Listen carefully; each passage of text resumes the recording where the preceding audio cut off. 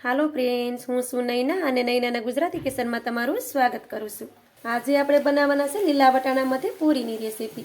આ રીતે પૂરી તમે બનાવશો તો એક એક પૂરી તમારી ફૂલશે, એની હું ગેરંટી આપું છું. અને આ પૂરી ખાવામાં બહુ સરસ લાગે છે. અને આ પૂરી નાનાથી લઈ મોટા સુધી બધાને ભાવે છે. આવી રીતે પૂરી બનાવી આપણે કાંઈ ધામમાં જતા હોય તો પણ તેને લઈ જઈ શકાય છે, કેમ કે આ પૂરી ખરાબ નથી થતી અને ખાવામાં તો બહુ ટેસ્ટી એવી લાગે છે. તો આ રીતે પૂરી તમે પણ બનાવજો.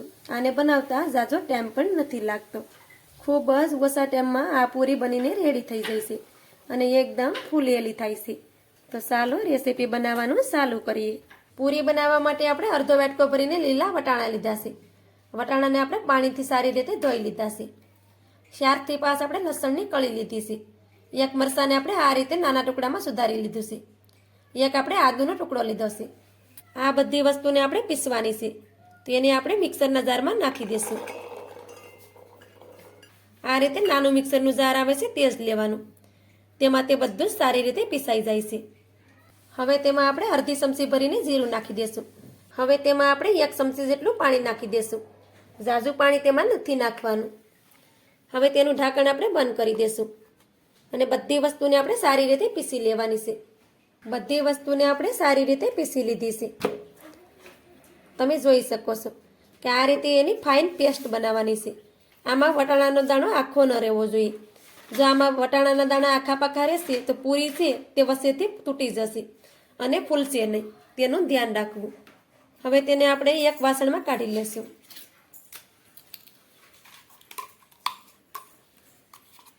હવે આપણે આમાં રવો નાખવાનો છે. તો આ રીતે ઝીણો રવો આવે છે તે જ લેવાનો. મોટા દાણાવાળો રવો હોય તો તેને મિક્સરમાં પીસી અને આવો ઝીણો કરી લેવાનો. તો આપણે જેટલા વટાણા લીધા હતા એટલો જ રવો લીધો છે, તો તેને તેની સાથે નાખી દેશું. આનાથી પૂરી છે તે સરસ બને છે અને ખસ્તા પણ બને છે. હવે આપણે તેને સારી રીતે મિક્સ કરી દઈએ. તો આ રીતે આપણે બધી વસ્તુને સારી રીતે મિક્સ કરી દીધી છે. હવે તેની ઉપર આપણે ઢાંકણ ઢાંકી દઈશું અને તેને આપણે 5 મિનિટ સુધી રેસ્ટ આપશું, તેથી કરી સૂજી છે એ સારી રીતે ફૂલી જાય. 5 મિનિટ થઈ ગઈ છે અને બેટરને તમે જોઈ શકો છો કે રવો છે તે સારી રીતે ફૂલી ગયો છે. હવે તેમાં આપણે મસાલા કરીશું. તેમાં આપણે સ્વાદ પ્રમાણે મીઠું નાખી દઈશું. અડધી ચમચી ભરીને આપણે હળદર નાખી દઈશું. થોડાક આપણે લીલા ધાણા નાખી દઈશું. ધાણાને આપણે આ રીતે નાના ટુકડામાં સુધારીને જ લેવાના. એની સાથે આપણે થોડીક લીલી મેથી નાખી દઈશું. મેથીને પણ આપણે આ રીતે નાના ટુકડામાં સુધારીને લીધી છે. મેથીની ફ્લેવર પૂરીમાં સરસ લાગે છે. હવે તેમાં આપણે અડધી ચમચી ભરીને અજમા નાખવાના છે અને અજમાને આપણે હાથેથી આ રીતે ક્રશ કરી દેવાના છે. પછી તેમાં નાખી દેવાના. અજમાની ફ્લેવર છે તે પૂરીમાં સરસ લાગે છે. હવે આપણે આમાં અડધું પાવડું ભરીને તેલ નાખી દઈશું અને બધી વસ્તુને સારી રીતે મિક્સ કરી દઈશું. મારી રેસીપી તમને ગમતી હોય અને હજી સુધી મારી ચેનલને તમે સબસ્ક્રાઈબ ન કરી હોય તો સબસ્ક્રાઈબ કરી દેજો. નૈના કિચનને સબસ્ક્રાઈબ કરવાનું ભૂલતા નહીં અને મને સપોર્ટ જરૂરથી કરજો. આ રીતે આપણે બધી વસ્તુને સારી રીતે મિક્સ કરી દીધી છે. હવે આપણે ઘઉંનો લોટ લેવાનો છે, જેનાથી આપણે રોટલી બનાવતા હોય. તો આમાં આપણે થોડો થોડો કરીને નાખવાનો છે. આપણે અહીંયા અડધો વાટકો ભરીને રોટલીનો લોટ છે તે લીધો છે, તો બધો એકસાથે નહીં નાખી દેવાનો. આ રીતે થોડો થોડો નાખતા જશું અને તેને મસળશું. આપણે જેટલી જરૂર લાગે એ પ્રમાણે જ આપણે રોટલીનો લોટ તેમાં નાખવાનો છે. તમે એકલી રોટલીના લોટથી પણ આ પૂરી બનાવી શકો છો, પણ રવો નાખવાથી પૂરી છે તે એકદમ ખસ્તા બને છે. તો આ રીતે તેને આપણે મસળશું. તો આ લોટને આપણે ઝાઝો ઢીલો પણ નથી કરવાનો. આપણે જેવી રોટલી બનાવીએ છીએ એનાથી થોડોક લોટ આને આપણે ત્યાર નાખવાનો છે, કેમ કે મીડિયમ લોટ હોય તો જ તેની પૂરી સારી બને છે. લોટ આપણો ઢીલો થઈ જાય તો તેની પૂરી સારી નથી બનતી. તો આ રીતે આપણે આમાં થોડો થોડો લોટ નાખતા ગયા છે અને આ રીતે આપણે લોટને મસળી લીધો છે. તમે જોઈ શકો છો કે લોટને આપણે આવી રીતે રાખવાનો છે. તો આમાં આપણે જેટલી જરૂર હોય તે પ્રમાણે જ રોટલીનો લોટ નાખવાનો અને લોટને બાંધી લેવાનો છે, કેમ કે લોટનો કોઈ માપ નથી હોતો. તમારા જો વટાણા વધારે હોય તો વધારે પણ લોટ તેમાં જોઈ શકે. તો આપણે જે પ્રમાણે લોટ જોતો હોય તે પ્રમાણે થોડો થોડો નાખતા જવાનો અને આ રીતે લોટને બાંધી લેવાનો છે. હવે આમાંથી થોડો થોડો લોટ આપણે લેતો જવાનો અને તેના આ રીતે આપણે લુવા કરી લેવાના. તો તમે જોઈ શકો છો આ રીતે આપણે બધા લુવા કરી તૈયાર કરી લેશું. આવી રીતે આપણે બધા લુવા કરીને રેડી કરી લીધા છે.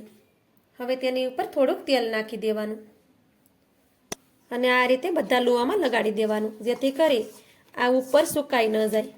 આ લુવા છે તે પોસા જ રહેશે અને પૂરી પણ સરસ બનશે. તો બધા લુવામાં આપણે આ રીતે તેલ લગાડી દીધું છે. હવે તેને વણવા માટે આપણે પાટલો લેવાનો છે અને તેમાંથી આપણે એક લુવાને લઈ અને પાટલા ઉપર રાખી દઈશું. અને લુવાને આ રીતે ઢાંકીને રાખવાના. આ રીતે ઢાંકી તેને સાઈડ પર રાખી દઈશું. હવે આપણે પૂરીને વણી લેશું. તો આ રીતે પૂરીને આપણે વણી લેવાની છે. તેમાં આપણે લોટ નથી નાખવાનો. આ રીતે આપણે તેની ઉપર તેલ ચોપડ્યું છે તો તે પાટલા ઉપર ચોંટશે નહીં. અને પૂરીને આપણે પતલી નથી કરવાની. પૂરીને આપણે મીડિયમ ઠીક રાખવાની છે, જેથી કરી પૂરી છે એ ફૂલે. આપણે એને પતલી કરી નાખશું તો પૂરી આપણી ફૂલશે નહીં, તેનું આપણે ધ્યાન રાખવું. તો આ રીતે આપણે પૂરીને વણીને રેડી કરી લીધી છે. પૂરીને તમે જોઈ શકો છો, પૂરીને આપણે મીડિયમ ઠીક રાખી છે. જો આ પૂરીને આપણે પતલી કરી દઈશું તો પૂરી છે તે ફૂલશે નહીં. તો આ રીતે પૂરીને વણી લેવાની. હવે તેને આપણે એક થાળીમાં રાખતા જશું. આ પૂરી છે તે થાળીમાં પણ નહીં ચોંટે. એવી જ રીતે આપણે બીજી પૂરીને પણ વણી લેશું. આ રીતે પૂરી છે તે ફટાફટ વણાઈ જાય છે. આને વણતા ટાઈમ નથી લાગતો. આ રીતે આપણો લોટ છે એ પરફેક્ટ હશે તો પૂરી પણ પરફેક્ટ બનશે અને એ છૂટશે નહીં. તો તમે જોઈ શકો છો કે આપણે બીજી પૂરી પણ વણીને રેડી કરી લીધી છે. તો તેને પણ આપણે થાળી ઉપર રાખી દઈશું. આવી જ રીતે આપણે બધી પૂરીને વણી અને રેડી કરી લેશું. આ રીતે બધી પૂરી વણીને આપણે રેડી કરી લીધી છે. હવે તેને આપણે તળવાની છે. તો તેલને પણ આપણે ગરમ થવા માટે રાખી દીધું છે. તો તેને આપણે તળી લેશું. તેલ પણ આપણું સારી રીતે ગરમ થઈ ગયું છે. તેલ આ રીતે ગરમ થઈ જાય પછી તેમાં આપણે પૂરીને તળવાની છે. તો આપણે આ રીતે થાળીમાં પૂરીને રાખી હોય એ સાઈડને આપણે પહેલાં તેલમાં જવા દેવાની. અને પૂરી થોડીક ઉપર આવી જાય પછી આ રીતે આપણે થોડુંક એને પ્રેસ કરવાનું. આ રીતે પ્રેસ કરશો તો આપણી પૂરી છે એ ફૂલી જશે. તો આવી રીતે તેને તેલમાં પ્રેસ કરવાનું છે, જેથી કરી પૂરી છે તે ફૂલી જાય. તમે જોઈ શકો છો કે આ રીતે આપણી પૂરી છે તે સરસ ફૂલી ગઈ છે. હવે તેને બીજી બાજુ પલટાવી દઈએ. તમે જોઈ શકો છો કે એક બાજુ તેનો કલર પણ ચેન્જ થઈ ગયો છે.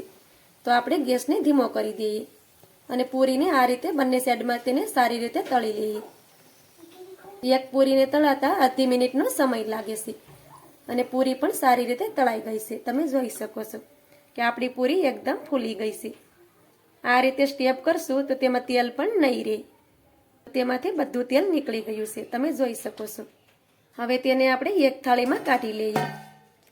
આ જ રીતે આપણે બધી પૂરીને તળી અને રેડી કરી લેશું.